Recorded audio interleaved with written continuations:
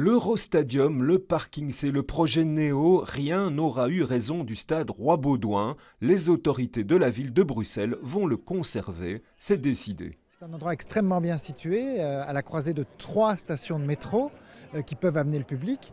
Et puis c'est le stade Roi-Baudouin, c'est l'endroit historique où depuis près de 100 ans il y a des événements sportifs très importants. Et c'est un patrimoine exceptionnel qu'il faut pouvoir garder. Si le stade sera entretenu, coût environ 1,5 million d'euros par an, aucun chantier de rénovation n'est encore prévu. On évoque une somme de 200 millions pour les travaux, mais qui payera? Est-ce qu'on va vers un financement privé, qui était l'option d'ailleurs qui avait été choisie dès le début par l'EMR? Est-ce qu'on va vers un financement public-privé? Est-ce qu'on va vers un financement public de la ville et ou de la région et ou des communautés et ou éventuellement de l'État fédéral?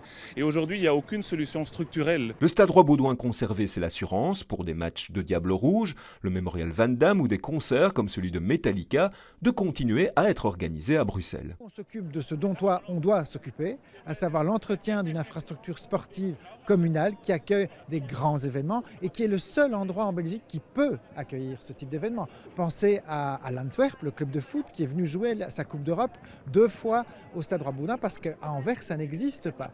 Donc c'est le rôle de la capitale du pays, Bruxelles, la ville de Bruxelles, que d'accueillir ce type d'événement. Si adaptation il y a dans le stade, on envisage une démolition du Kinépolis et une reconstruction entre le stade et l'avenue Ouba de Stropper. Quant au projet Néo, il devrait connaître des modifications.